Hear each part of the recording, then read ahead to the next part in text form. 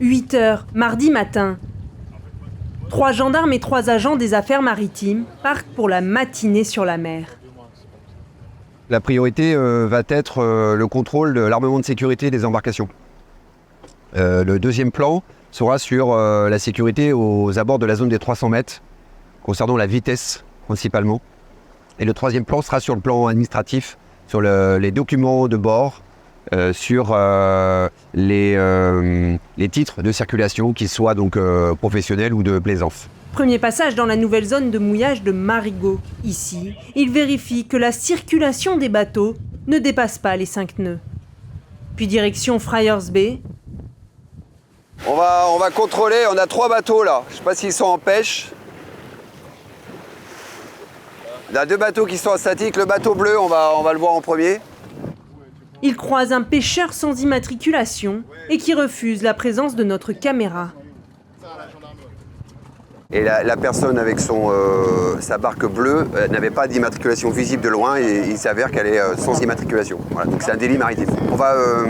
On va le convoquer à la brigade nautique au plus tôt. Là. Il nous propose demain matin pour nous donner ses documents, puisqu'il n'a pas les documents à bord. Donc ça aussi c'est répréhensible, c'est une non-présentation. Puis les voilà partis pour Grand Case. C'est la basse saison, mais des charters bateaux sont présents. Hello! Bonjour! La société est immatriculée du côté hollandais. Les passagers sont étrangers. Si sur Terre on peut passer d'un côté à l'autre de l'île sans problème, en mer, la loi est différente. Au Rocher Créole, un deuxième professionnel est contrôlé. Le matériel de sécurité est vérifié. Vient ensuite les papiers. Lui non plus n'a pas de clairance. Une demande à laquelle il ne s'attendait pas. L'histoire de la clairance, donc à savoir que quand on est une société d'un côté de l'île, on doit se déclarer quand on navigue de l'autre côté. J'étais pas au courant. Je savais en l'occurrence pour Anguilla par exemple, entre Saint-Martin et Anguilla, mais d'un côté à l'autre, non, j'étais pas au courant. Donc voilà, on va faire avec.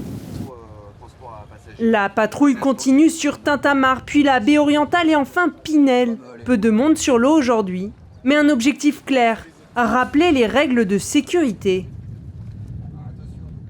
C'est une campagne qui a pour but de sensibiliser la population et aussi de marquer un peu les esprits. Et c'est pourquoi on se trouve aujourd'hui avec la brigade nautique pour montrer vraiment la différence par rapport aux autres jours et marquer aussi la saison des vacances de manière à ce que les utilisateurs du milieu nautique puissent quand même faire attention à leur sécurité en mer. Première mission conjointe de l'année entre les deux services. Et si les agents des affaires maritimes sont retournés en Guadeloupe, le travail continue pour la brigade nautique de la gendarmerie. Ils patrouillent et contrôlent chaque semaine dans nos eaux.